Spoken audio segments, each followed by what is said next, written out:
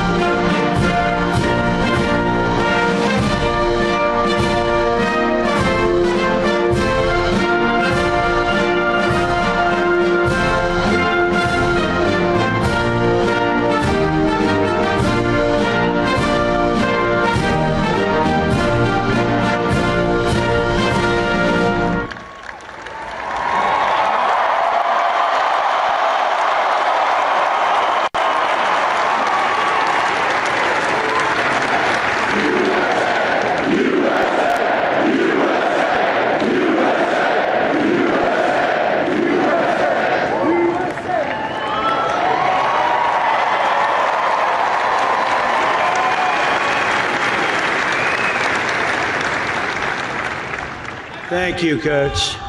Wow, what a nice-looking group this is. What a beautiful group of people. And especially a very big hello to the University of Alabama. Congratulations to the class of 2025. Roll Tide. Roll Tide.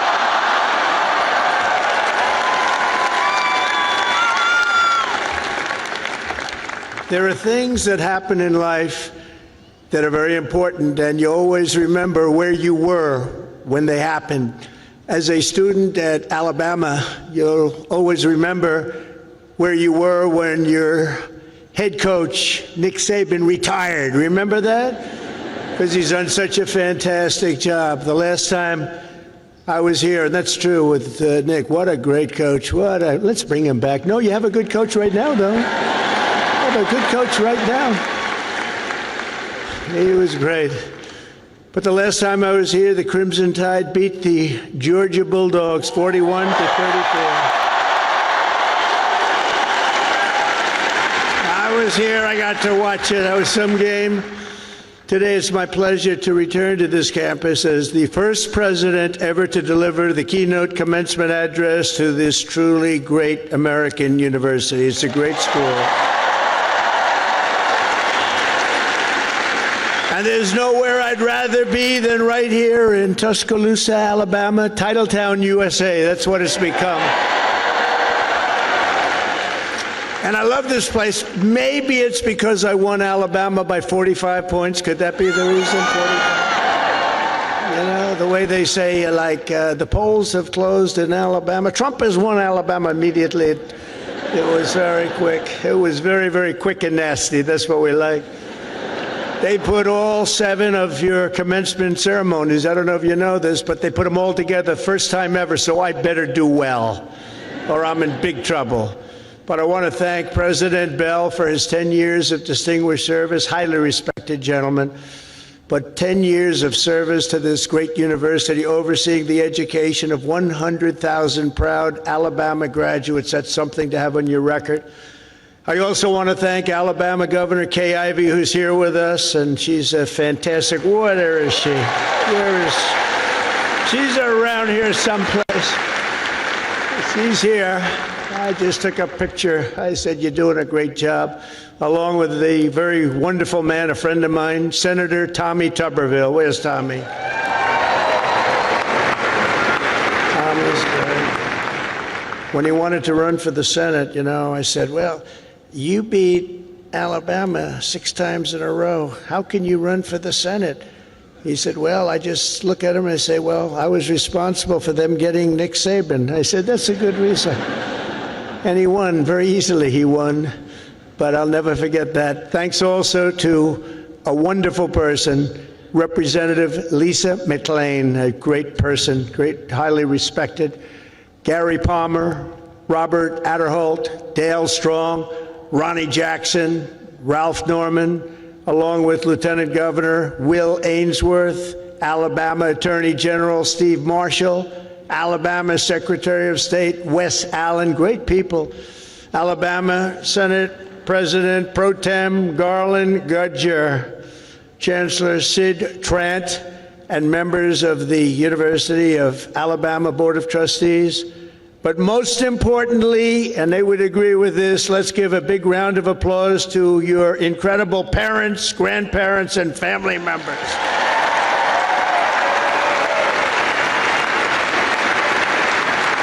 Because they made this wonderful day possible. Oh, you're great. Without them, it doesn't happen. Without them, you probably aren't here, and you wouldn't have that big, beautiful smile on your faces. This year, the graduating Alabama class of 2025 has over 6,600 graduates. You're the largest class in school history. Among your ranks are among the 800 first-generation college students and nearly 3,000 students from right here in the great state of Alabama. Amazing. And this class also includes many Rhodes Scholars, Goldwater Scholars, 213 Merit Scholars, and over 1,500 students graduating with red caps. You know what that signifies? 4.0 GPA. That's a lot of students. That's a lot of students.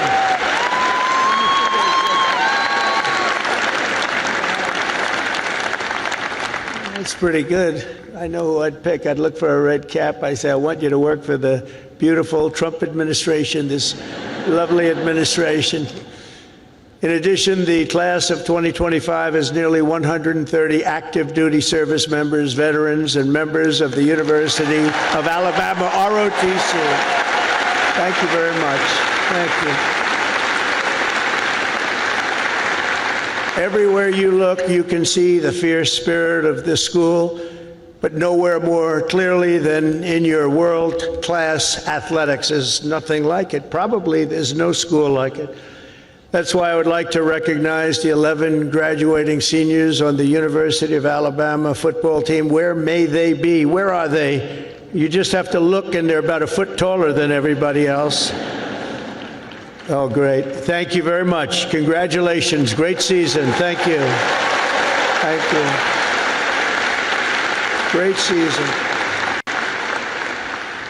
There is something truly special about the players, coaches, and the fans who pack the stands at Bryant-Denny Stadium and proudly sing Dixieland Delight. We like that. Alabama has changed college football forever and inscribed into the history books the names of Bear Bryant, Joe Namath, 4 Heisman Trophy winners, and of course, the great Nick Saban.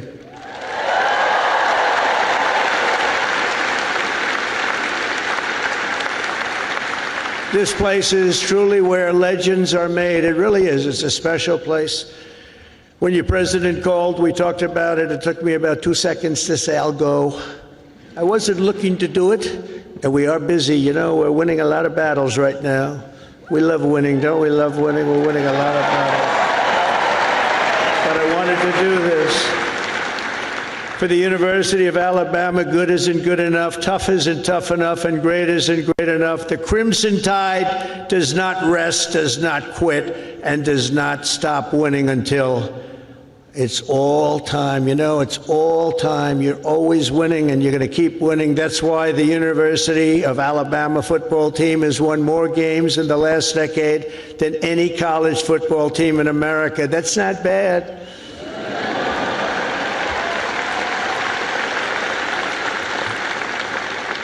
And it's why last fall you beat Auburn for the 5th year in a row. That's not bad. That's not bad. The University of Alabama has a brand, and that brand is winning. That brand is winning. Great school. Last year, the Crimson Chaos watched the Tide Hoops make it to the Final Four for the first time ever. And this year, you built on your incredible record and returned to the Elite Eight. So not only is Alabama a great football school, it's now one of the nation's best basketball schools, and congratulations.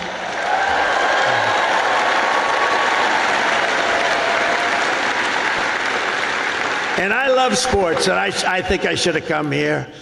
I think I should have come here. Congratulations as well to the women's track and field team for winning 2 SEC titles this year. That's something. As long as I'm president, we will always protect women's sports. Men will not play in women's sports.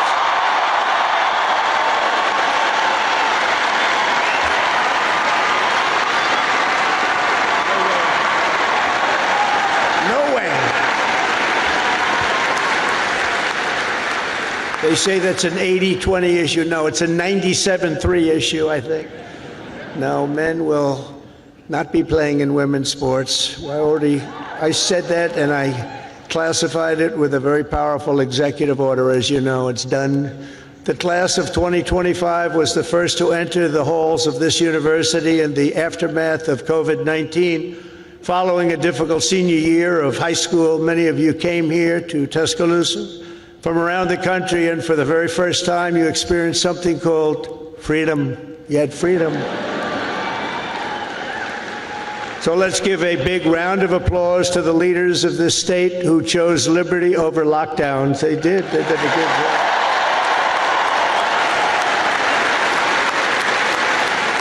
Did a good job.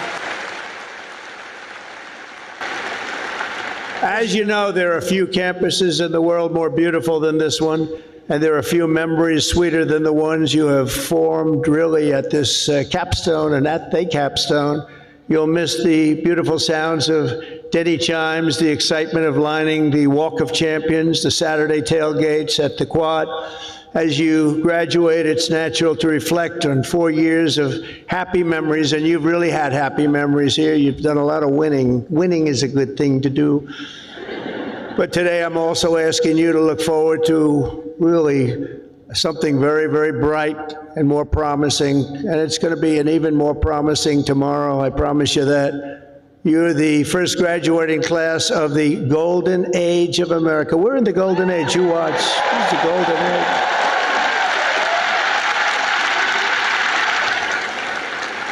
This is the golden age. We've done things that nobody thought possible. 100 days yesterday, 100 days, and we've done things that nobody thought even possible.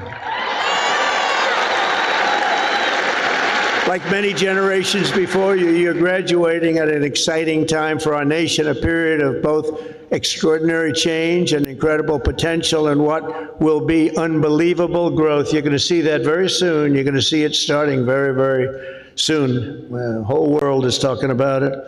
Our country has always been defined by its ability to reform and reinvent itself, to meet the challenges of the next era.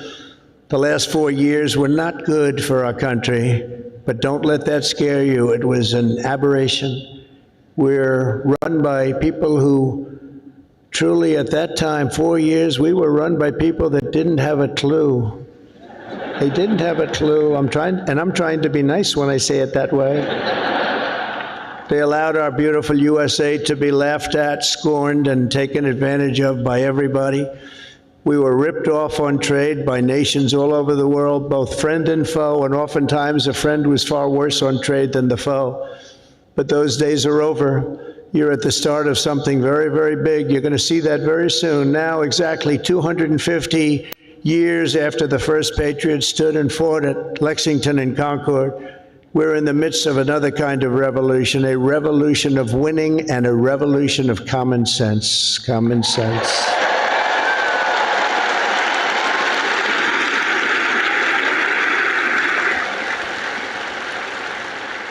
Everywhere you look, broken systems, corrupt institutions, and tired dogmas are being swept away by the tide of history. Ancient wisdom is being rediscovered, and the best and strongest traits of America are coming back for all to see, bigger, better, and greater than ever. Coming back, and they're coming back fast. The spirit of our age is one of boldness, vigor, ambition, and adventure, and it's exciting to be you and young. Oh, I'd pay you a lot of money to have your age. You have a great future. The people have rejected the voices of a failed establishment. You saw that in the election. We've turned the page on endless wars, crippling debt, open borders, ruinous inflation, and the lack of respect for our country and for its leaders. but we're turning that all around, and we're turning it around very fast. We will very quickly make America great again.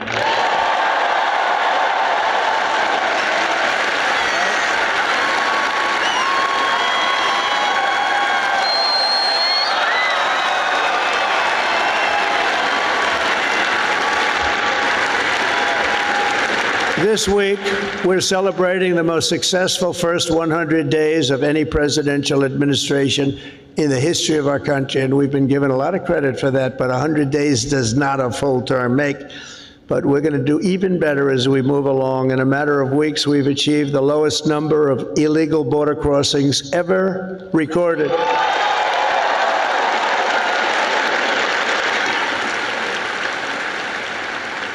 And you've seen it, hundreds of thousands of people pouring into our country from prisons, from mental institutions, from gangs, and all over the world, not just in South America.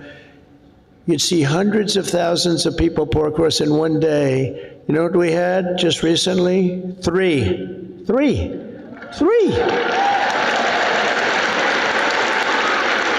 And we slashed the number of illegal aliens released into the United States by 99.999%. And you know,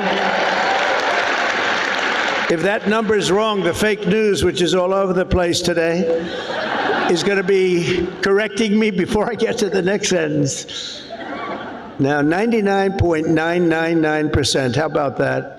Nobody thought that was possible. They said you needed legislation. No, you just needed a new president. That's what you needed.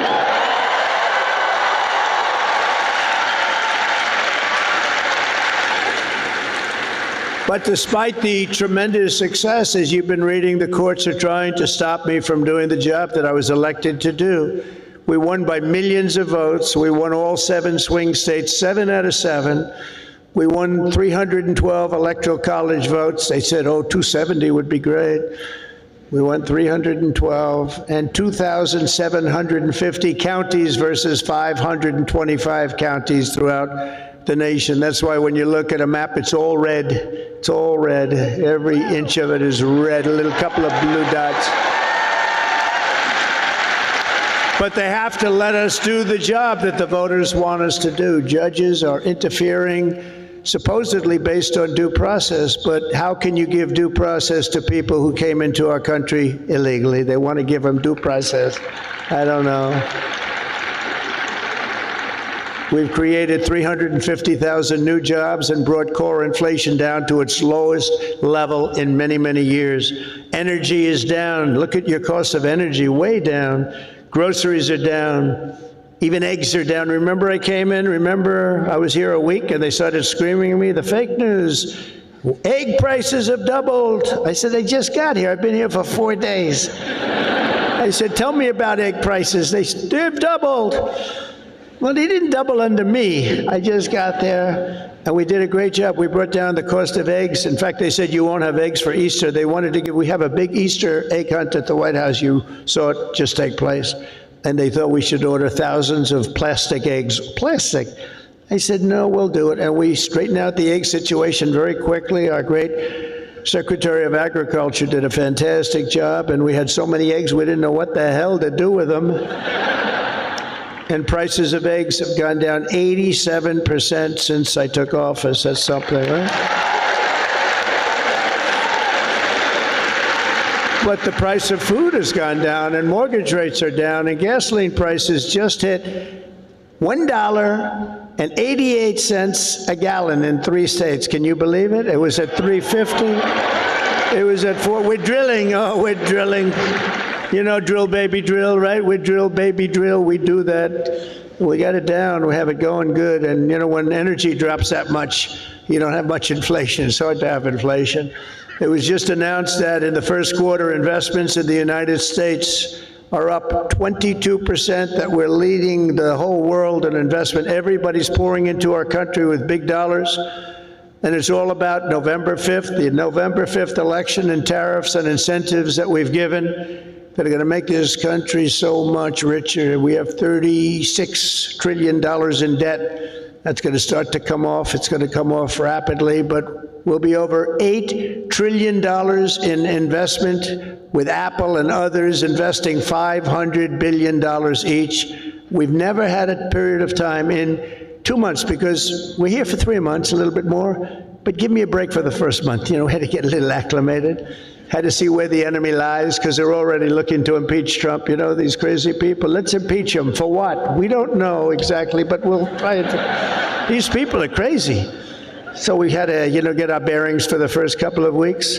So in 2 months, we had over $8 trillion, think of it, committed. Nobody's ever seen anything like it. There's never been anything like it in any country at any time, and it's all because they want to avoid the tariffs.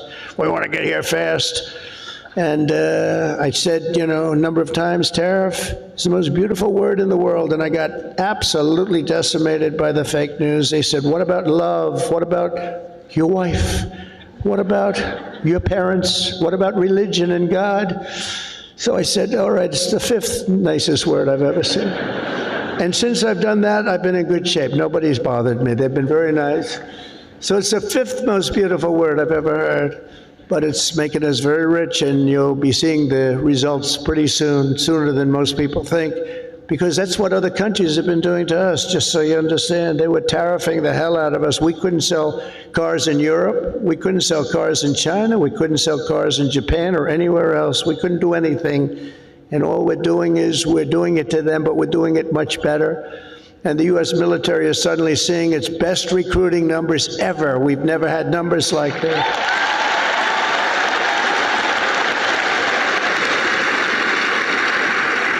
We now have waiting lists because there is such incredible spirit in our country. There's a great spirit. And just think, 6 months ago, and you remember, and it was embarrassing, before the election, 6 months ago, we were hearing and reading that numbers of those joining our military were at the worst levels ever. We've never had anything like it, right? You remember that? And now they're at the best levels ever. We have waiting lists to get into the military.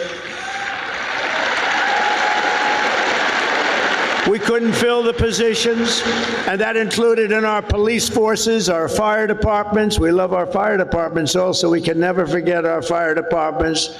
But our police forces were begging for help.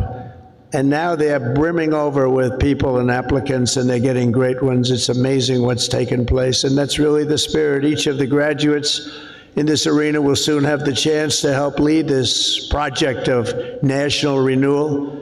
And that's what it is. It's a national renewal. We suffered so badly for 4 years. We had one of the greatest economies. We actually had the greatest economy in the history of our country during the first term of Trump.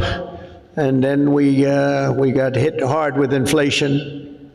During the Biden economy, it was horrible. We were hit so hard. The worst probably ever. They say 48 years. We'll accept that. But I would say ever. You'll embrace this moment, and you'll step forward with strength and grit, faith and patriotism to put America on a new trajectory for your children. And then you'll take your place among the greatest generations in the history of our country. I think you have a chance to be the greatest generation in the history of our country, because we're turning it around, and you happen to be available. You're available.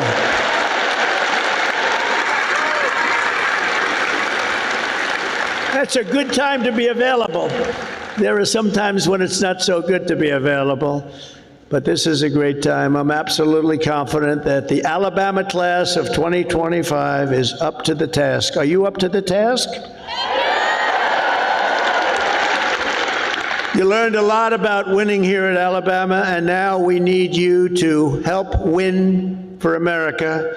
For the business majors here today, I challenge you not merely to use your talents for financial speculation, but to apply your great skills that you've learned and had to forging the steel and pouring the concrete of new American factories, plants, shipyards, and even cities which are going up all over our country. Don't just build a strong portfolio, build a very, very strong America, and you're going to do that.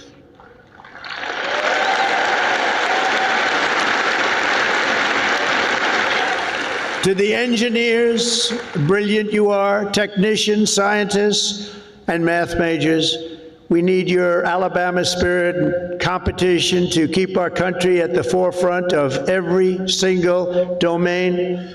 America should have the world's tallest buildings, design the fastest airplanes, build the greatest cars, do everything the absolute best, better than any other nation in the world, and you can do it. And we will soon land American astronauts on Mars. That will happen. That will happen.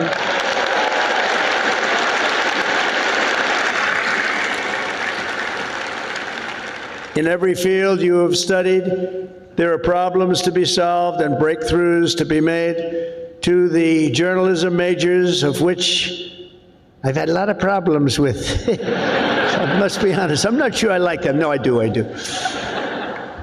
But you're really leading a very thing, because we need a great and free press. We need a brilliant press. They're like a watchkeeper. They're very important, and you can go out and take it down a new track, help save the country.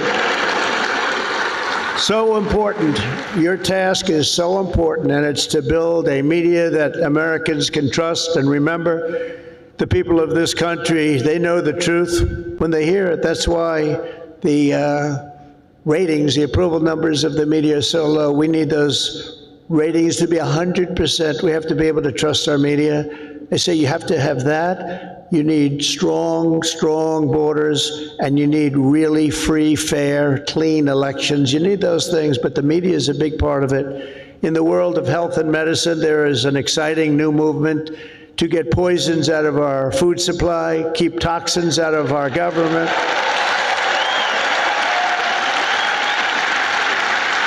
Clean out our environment and make America healthy again. And I think Bobby's going to do a great job, don't you? I think so. I think he's the guy we needed. And in government, it is the task of your generation to replace bureaucracy, graft, and waste with a new system that defends American freedom. These are big tasks before you, but the reward for your hard work will be the United States of America is stronger, prouder, better, and more unified than ever, ever, ever before. It's going to be.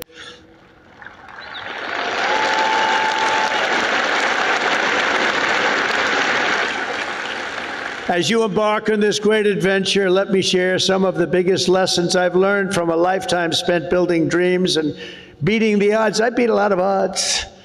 A lot of odds. A lot of people said, I don't know.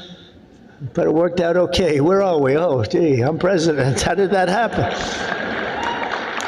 Now, you're going to be in the same position. But some of the, would you like to hear some of the ideas, or should I just skip over that part, huh? That's going to be more interesting than all the other stuff, which was slightly political, right? I'm going to give it to you, though, just as I say it and as I've learned it, the hard way and the easy way. First, if you're here today and think that you're too young to do something great, let me tell you that you are wrong. You're not too young. You can have great success at a very young age. You're all very young. In America, with drive and ambition, young people can do anything. I was 28 when I took my first big gamble to develop a hotel in Midtown Manhattan, the Grand Hyatt. And it worked out incredibly well, but I was very young at the time. I was like a very young person in sort of an old person business. Steve Jobs was 21 when he founded Apple. Walt Disney was 21 when he founded Disney. James Madison, James Monroe, Alexander Hamilton, Thomas Jefferson, they were no older than 25 when they began the journeys that etched their names into the history books for all time. So to everyone here today, don't waste your youth. Go out and fight right from the beginning, from the day you leave this incredible university. Go out and fight tough, fight fair, but go out and fight. You're going to be very successful, because now is the time to work harder than you have ever worked before. Push yourself further than you have ever pushed yourself before. Find your limits and then smash through everything. Go and smash through. You've watched that football team smash through. You're going to do the same thing. You're at the age when you have the time and vitality to do really incredible things. If you just give it your all, you'll look back and A decade from now, you'll be astounded by what you've achieved. You'll remember this day. You'll remember when the guy named Trump was giving the commencement address and he said I could do it, and guess what? I did. I think you're going to remember that very fondly. I hope so.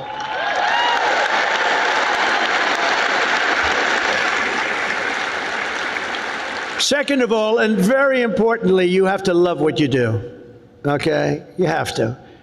I rarely see somebody that's successful that doesn't love what he or she does. That's way you really like work isn't work. It's fun.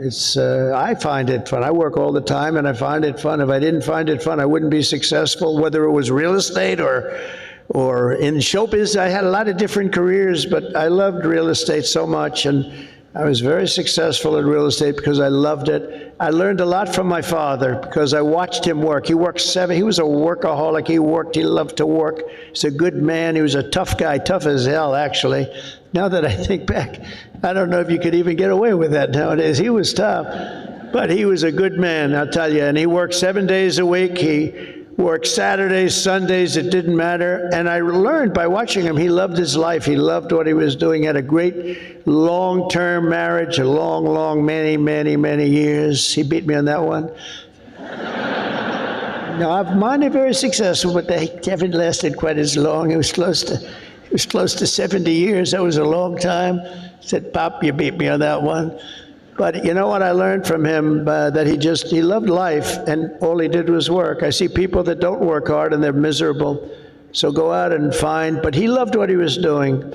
And you have to find something that you love, and you have to follow your own instincts. Listen to your parents, they're very wise, but you have to follow your instincts and your heart, your soul, and you want to be the very best you can be. Treat every day like a home game against Auburn. Fight like hell and enjoy doing it, and your coach can tell you all about that. Third thing is to think big. You know, you're going to do something, you might as well think big, because it's just as tough. You can think small. I know a lot of people, they thought small. They're very smart.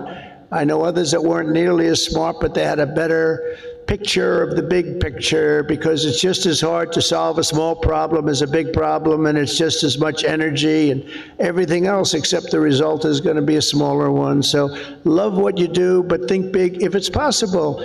Now, if it's not possible, that's okay too. You do something, you have to do something that you love. You will have all the same headaches and challenges, all the same delays and setbacks, so you might as well do something that's just amazing.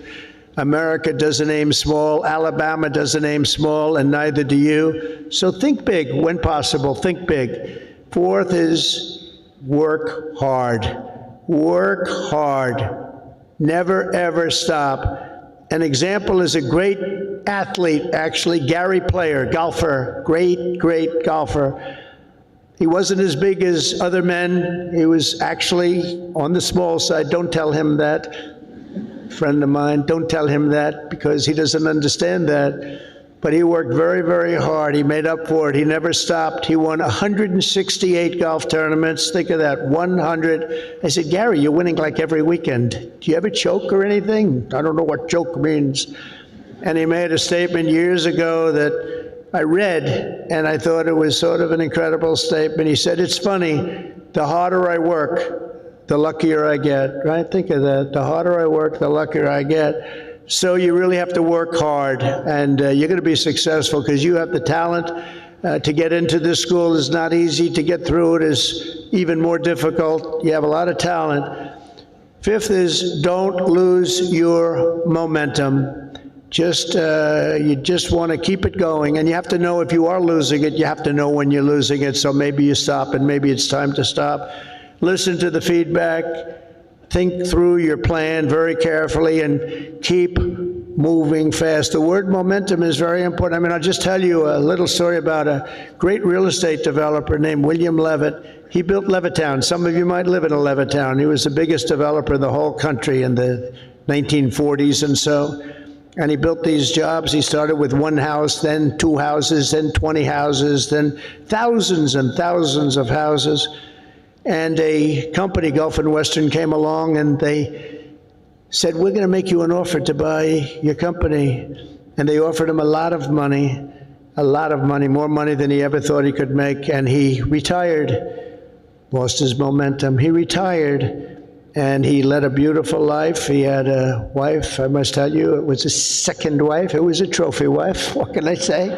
I don't like telling you everything, but we're all friends, right? Can we talk? We're all friends. He had a trophy wife, and he lived a different life. He moved to the south of France, but he lived, it was a life of tremendous luxury. He had so many millions of dollars. He was given a fortune for the company, and 10 years went by, and then 15 years went by, and he got a call from this big conglomerate, Gulf and Western, and they said, we're not doing well with the purchase, because he used to pick up every nail, every piece of sawdust, every piece of wood, every chip, everything, and he'd sell it, he'd make a couple of bucks, everything was perfect. They can't do that. You know, these big companies, they don't do that. You see it a lot when an entrepreneur sells to a big company and then he ends up buying the company back for peanuts later on. Happens a lot. But he was the best at what he did. But 15 years went by, and he was so excited, and they sold him back his company, and he started, and he was going to tear apart the world because he got bored with a life of luxury. And he started building and building and building, and the markets turned on him, and he went bad. He lost everything, and he went bankrupt, absolutely bankrupt. And it was a sad story to read. It was such an amazing story because he was so rich, but he paid them, and he bought it for the right price, bought it low, but he went wild. But he lost his momentum. He wasn't good at it anymore. And he was at a party on Fifth Avenue, I'll never forget. And it was a party of a very, very powerful man who was having the party in a magnificent apartment overlooking the park. And I walked in, and there were 50 or so people. I recognized most of them, all the biggest business people in the world, actually. Very glamorous. I was doing well. I was young, and I was doing well. And I was invited to parties like that. And I looked in the corner, and there was Mr. William Levitt sitting all by himself on a chair, looking very glum. Nobody was talking to him, because you'll find that when you're not successful, you lose a lot of friends. It's not a good situation. But there was nobody talking to him, but I wanted to talk to him because I was in the real estate business, and he was, and most of these people were in different businesses. And I went over and talked to him, and I said, "How are you, Mr. Levitt?" He goes, "Donald," he knew who I was, "Not well, I'm not well." I said, "So, can you come back?" He said, "No, son, I lost my momentum. I shouldn't have done it. I lost my momentum." And I never forgot that expression. He lost his momentum. If he would have kept going, instead of selling and relaxing and going into a different life, he probably would have been 3 times bigger than he was, but he lost his momentum. And you have to know when it's your time. I mean, there'll be a time when you do lose. You see it with fighters. You see it with a lot of people. They have a great record and they retire, and then 4 years later they say, "I'm going back. I can beat that guy," and they get knocked to hell. And it's not good. It's not good. So he lost his momentum. You have to know when your momentum time is up. I call it momentum time. But follow your momentum. It's a very important word. You don't hear it from too many, but I've seen it. I've seen it a lot. Number 6, if you want to change the world, you have to have the courage to be an outsider. In other words, you have to take certain risks and do things a little bit differently. Otherwise, if that weren't the case, everybody would be successful. It doesn't work that way. Progress never comes from those satisfied with the failures of a broken system. It comes from those who want to fix the broken system. And you'll make the bigger money, you'll make the more success by acting that way. The other way may be more secure, but if you want to go to the top, you're just never going to do it unless you break the system. Change is never easy, and the closer you get to success, the more ferociously those with a vested interest in the past will resist you. They want to resist. So I just say, trust me on that, because I know you really do. You have to break the system a little bit and follow your own instincts. But if your vision is right, nothing will hold you down. Nothing. You have to have the right vision. If you look at some of these internet people, I know so many of them. Elon is so terrific, but I know now all of them, you know, they all hated me in my first term, and now they're kissing my ass, you know? Do you know? It's true. All of them. true.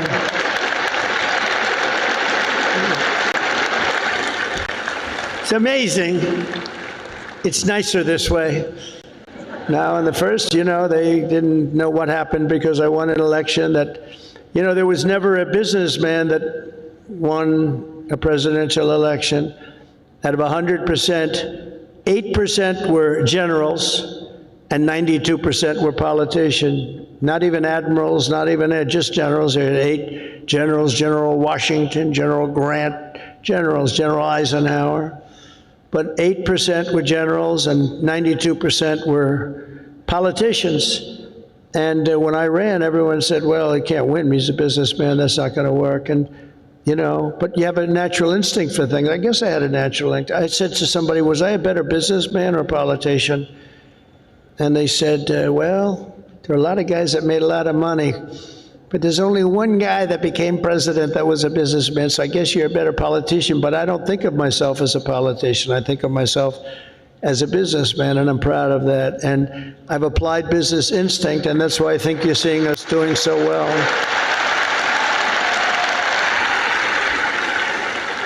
So number 7 is to trust your instincts, common sense. You can go very far in life with common sense. And I applied that to politics because some of these things, like they had open borders.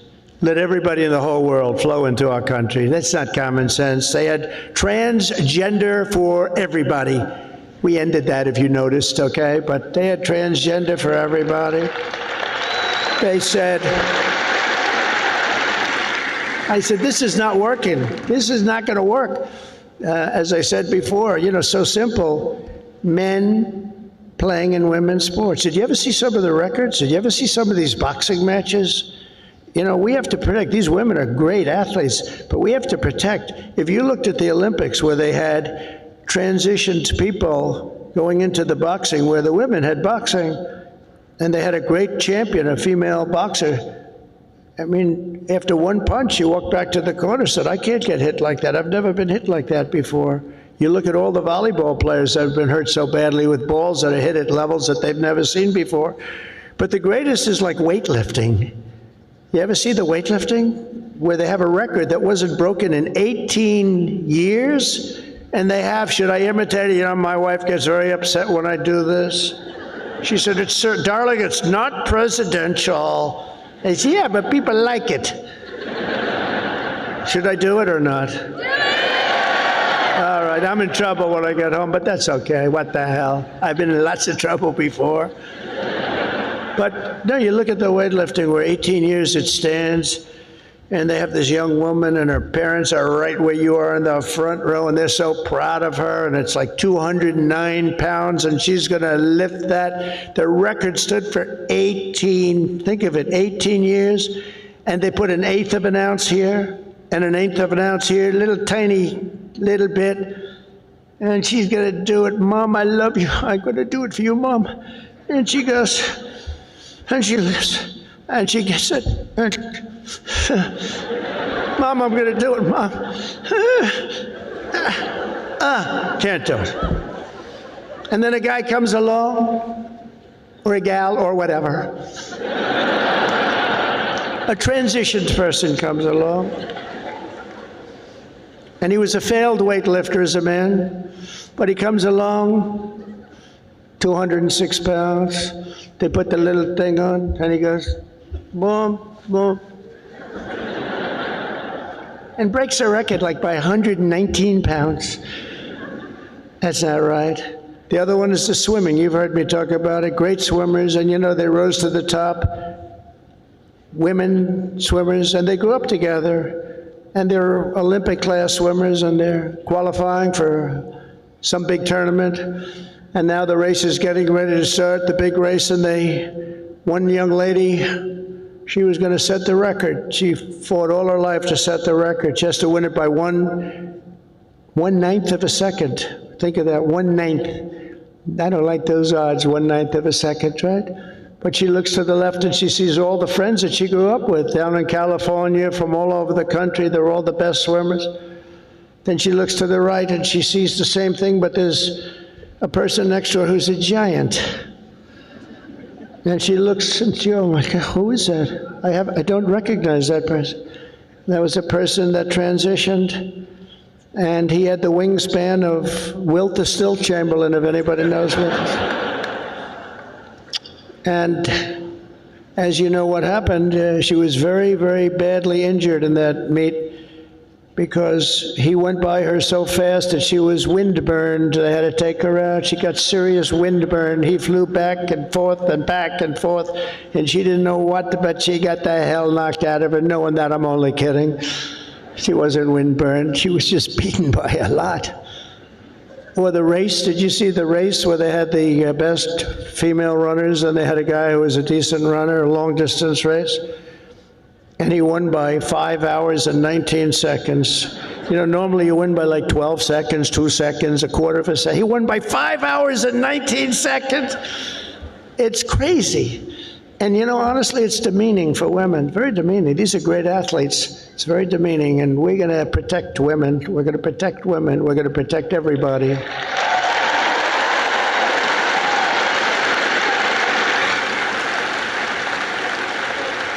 So now that I'm in trouble with my wife, I'm going to blame the University of Alabama for asking me to go through with that stuff.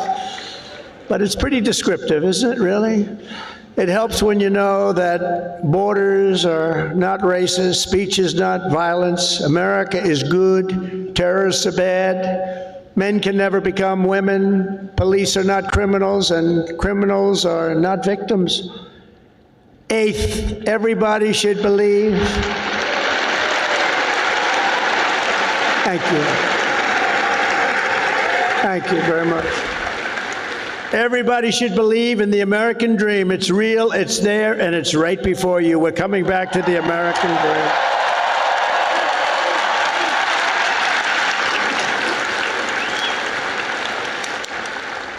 dream. Ninth, think of yourself as a winner. The power of positive thinking. Dr. Norman Vincent Peale, from many years ago, wrote a book, The Power of Positive Thinking, and there is a lot to it, the power of positive thinking.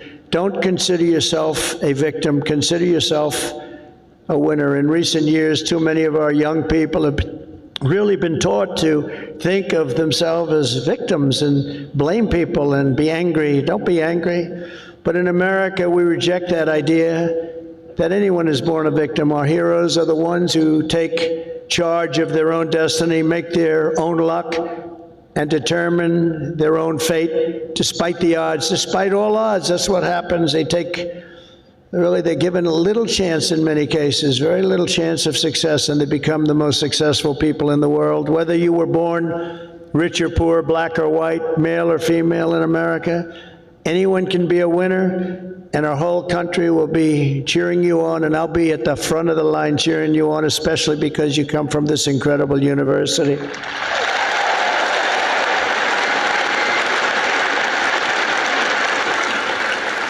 And next is to be an original. The old-time greats were people who had the confidence to be a little different.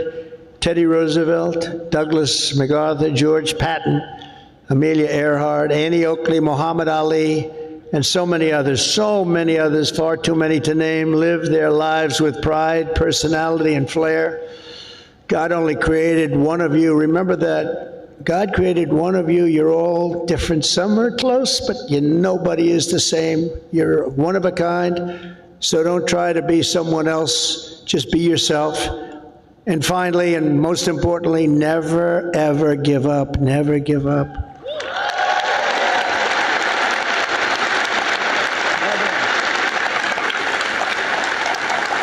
Never give up. And I've learned anything in life, and it's so true. One of the most important things you can learn, if you just went a little bit longer, if you just held out a little bit longer, you would have been successful. Well, the stories of that are legend. But I've learned that perseverance is everything, so whatever happens, no matter where you are in life, stay optimistic and just keep pushing forward. Just don't stop.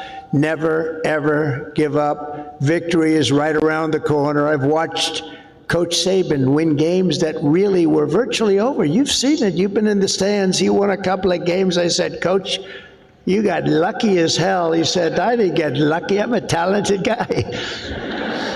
You know, those little touchdowns that come out of nothing, he's amazing. But he's a guy that doesn't quit and doesn't know what the word quit even means. He couldn't define it. He took victory out of the jaws of defeat, and you can do that too at every stage in my career. My enemies, of which there were many and probably are right now, I can think of a couple of people that don't like me too much right now. But they said that they have to do everything they can to keep me from winning, to keep me from making it. And I'm representing you, so I have to make it. I have big shoulders, but these are big shoulders. I have to win for you. I'm not winning for myself. I'm winning for you. Do you remember when they said that Donald Trump will never become president of the United States? Remember Barack Hussein Obama said that? Barack Hussein Obama. Donald Trump will never be president. Like 50 other politicians said that. Where are they now? Oh, let me see. Oh, there they are. Where are they now? But here I am standing before you as the 45th and 47th president.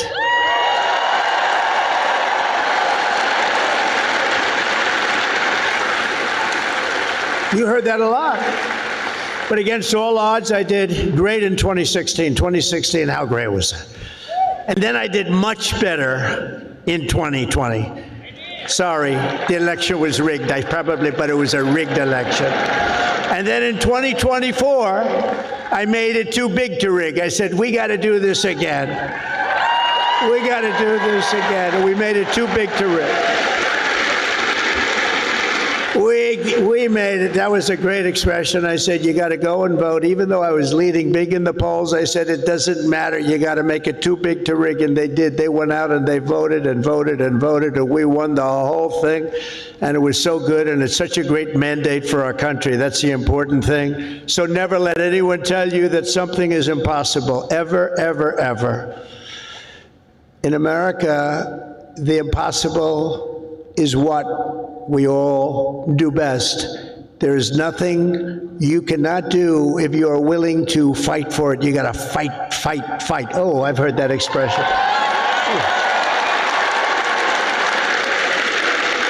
Funny. That's not here. That's not here on the actually, most of what I've said tonight is not on the teleprompter. That's all right. Isn't it nice to have a president that doesn't need a teleprompter and can sort of have a little fun? Because I feel that this is home. You know, it's been such a great state for me. I feel it's home. When they said Alabama, I said, that has a good ring to me. But it's something nice about somebody that doesn't need a teleprompter, isn't it? Huh? But for the past 4 years, you've lived in a state known for its fighters, its champions, and its warriors, and you've lived in the great state of Alabama, one of the greatest of them all, from Huntsville to Birmingham, from Montgomery to Mobile, and from right here in Tuscaloosa.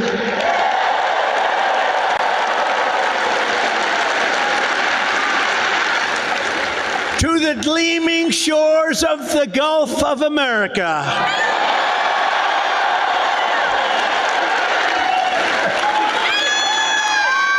Gulf of America. That's a nice thing. Everybody loves it. I wouldn't say Mexico's thrilled, but you can't have them all. They're not thrilled. You continue the legacy of Alabama legends who blazed the trails, won the games, tilled the fields, forged the steels, built the ships, and gave us the victories that built America and changed the world. The entire world was changed by our victories. This is the state that gave us the might of the Iron City, the power of the Saturn V rocket, and the roaring engines of Talladega. Talladega. We love Talladega. We love Talladega.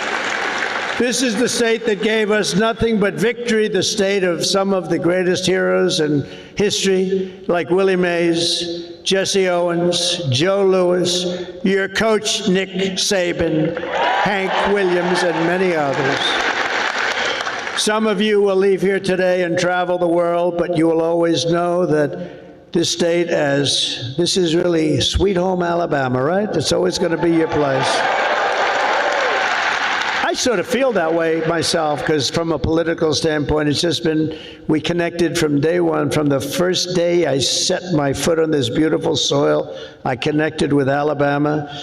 And here in Alabama, we believe that the men and women who built this country are heroes, and that America's destiny is to be the single greatest nation on the face of the earth. And we're bringing it back at a speed that nobody thought was possible. We believe in freedom and family, God and country. We cherish our Constitution. We revere our Bible. And we salute our great American flag.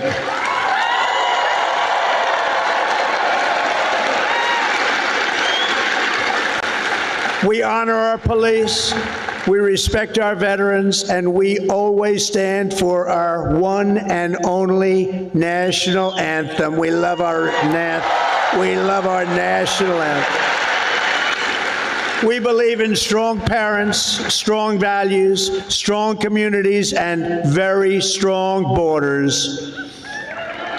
And we believe that the United States military is the greatest force for peace and justice the world has ever known. We have a great military. We just had people that didn't know how to lead it.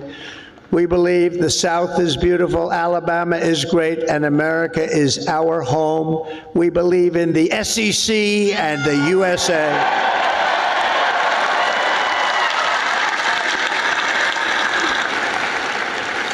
Graduates of the Alabama class of 2025 standing here before you in this magnificent arena, it is clear to see the next chapter of the American story will not be written by the Harvard Crimson. It will be written by you, the Crimson Tide.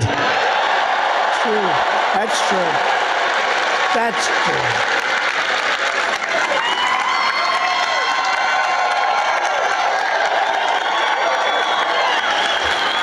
That's true. I thought that was rather clever. If you look at what's going on, they get their $5 billion a year. That is not going to be so forthcoming. Now, wasn't that a clever one, though? Huh? Who would think of that? Because this is Alabama, and at Alabama, you fight, and you win. That's what you know how to do. Congratulations to you all. Congratulations to this great class of champions. God bless you, and God bless America. Thank you all very much. Thank you.